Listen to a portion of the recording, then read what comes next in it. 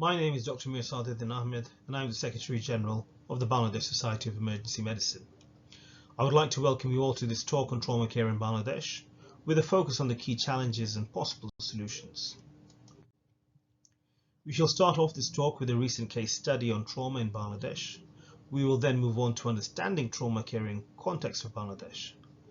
Before we move on to the challenges and solutions, we will take a brief look at the background of the country as it is in 2024. In this scoping review from Islam et al. In Global Health, Science and Practice, published in 2023, the authors analysed 52 articles and 8 reports.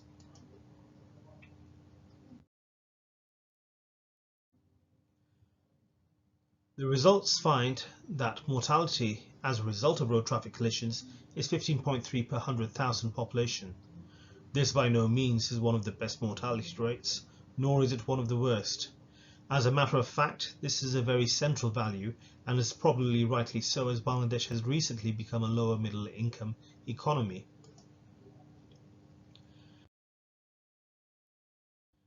However, this translates to an estimated 1,844 people being afflicted with trauma every day.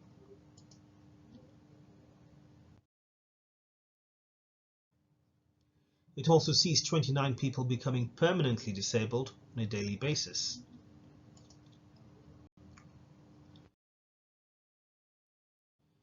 Within the framework of the current healthcare infrastructure, traumatic injuries account for a third of all hospital beds, over half of which are due to road traffic collisions.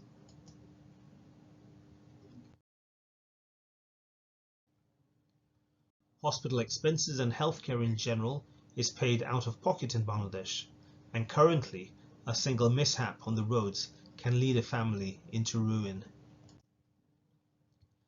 To understand the devastating effects of trauma on the population of Bangladesh, we must get a better understanding of trauma care and its context in relation to healthcare in Bangladesh. Broadly speaking, trauma care is comprised of 3 main components, the first being pre-hospital care. This is the primary health care a patient receives at the scene of an accident up to the point of arrival in a hospital. Now, neither emergency care nor pre-hospital care exist in Bangladesh as a defined speciality or subspeciality. In spite of this, there are organisations such as Trauma Link that have stepped up to provide this care by training volunteers along each kilometre stretch of highway. The second and most obvious component is hospital care. For those of you not old enough to remember this is a scene from MASH, or Mobile Army Surgical Hospital. I've put this in the slide to remind ourselves that most of the skills and knowledge we now have in regard to trauma stems from the mass casualty surgeries conducted in wars. Although one could argue that there is still a role for MASH units and mass casualty surgical centres in Bangladesh, we do have specialist trauma institutes in both the public and private sector. The final component in trauma care is rehabilitation. In a country that depends on the revenue brought in by the manual labour of its citizens, rehabilitative care is essential in bringing down expenses lost to DALI, or disability adjusted life years.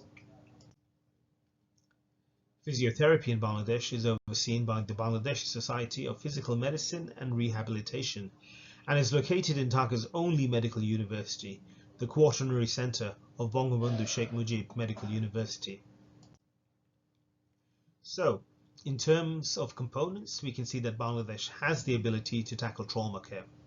However, the question we must ask is Bangladesh ready to tackle trauma care? As mentioned, Bangladesh reached LMIC status in 2015 to much fanfare. Investment will be key to developing an effective trauma service, and so it is reassuring that the country is currently on track to graduate from the UN's least developed countries list in 2026. I mentioned earlier that Bangladesh depends heavily on the revenue that its massive labour force brings in. There is little wonder to this, as accounting for 2.15% of the world's population puts Bangladesh in 8th place as the most populous country. Population, however, is a double-edged sword. As the 9th densest country in the world, trauma-related injuries are bound to happen with people living in such close proximity to one another. Another fact that contributes to the high levels of trauma is the low median age of 27 years, especially as we know that trauma affects the most active in the first 4 decades of life. Having had this in-depth introduction, we can now look at the challenges that Bangladesh faces. Recent years have seen improvements in the road networks across the country and the start of some mass transit development projects in major cities. Although these are planned to reduce the traffic burden across the country, in reality, their effects will not come to fruition within the next few years. We are still faced with chaotic traffic scenes like the one shown. No amount of infrastructure development and improvement will change the traffic situation unless the traffic culture changes across the country. In this age of information technology, Bangladesh is able to hit many indices, although not in the best possible light. Judging from this picture, one may think that removing the unregulated man-powered rickshaws may be a step in the positive direction, but to do that, cross-cutting issues like unemployment, cheap transport, and green solutions also need to be considered. With the overwhelming population and a need to find jobs, ride-sharing apps on motorcycles have become quite popular and unsurprisingly a bit of a nuisance. 10 points to anyone who is able to spot the ambulance stuck in the background with no recourse for escape.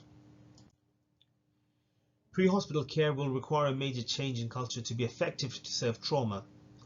At present, Bangladesh has no national ambulance service. Ambulances in effect are patient taxis, as concurrent care cannot be delivered in the back of an ambulance. Moving out of the cities and into the national highways, we can see that the infrastructure requires further development. Undulating single carriageways that are unlit at night, although quite picturesque in the day, are a hotspot for collisions, especially with trucks, buses, smaller vehicles and pedal power all plying together. Even in the event of completed mass transit projects like this multi-purpose spot the bridge over the Ganges outlet, accidents still happen as traffic policies and regulations are poorly maintained. The inevitable result is collision after collision and fatality after fatality, to the extent that the desensitized newspaper reader will only expect to find these mass casualties reported in the inside pages. Each and every one of these highway journeys is a disaster waiting to happen. Just imagine the devastation that could potentially take place if any one of these gas cylinders were to go off. Another 10 points for anyone who was able to identify that it actually was an ambulance that rammed into the back of the truck. Unfortunately, the list can go on and on. Not a single day goes by without the report of a road traffic collision with fatalities. It is time that the lawmakers and policymakers sit up and smell all the spilt gasoline.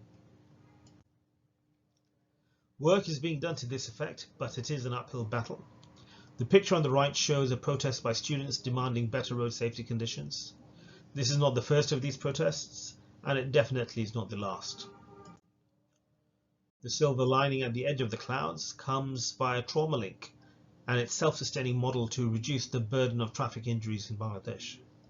I have added the link to the video presentation to TraumaLink for anyone who's interested in their work.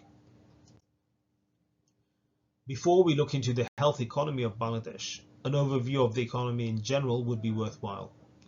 The Bangladesh economy poses a bit of a paradox. Although there are low levels of unemployment and a rising GDP, the minimum wage is low, with almost a quarter of the population still below poverty line. This is important to know as much of Bangladesh's health expenditure is out of pocket, with over 70% coming out of the personal budget. Breaking this down further, we can see the biggest expense of users is on medication, while hospital use is only 10%. Patients tend to avoid hospitals as it is not only the hospital bill they need to pay, but the loss in earnings of the patient and the patient's carer as well. With government expenditure on health decreasing, the impact of traumatic injuries on a family can bring them to their knees, especially if the main breadwinner is afflicted. It is therefore no surprise that trauma patients will crowd into a poorly functioning government health centre, as seen on the left, rather than opt for the state-of-the-art centre that can be received in some of the finest corporate hospitals.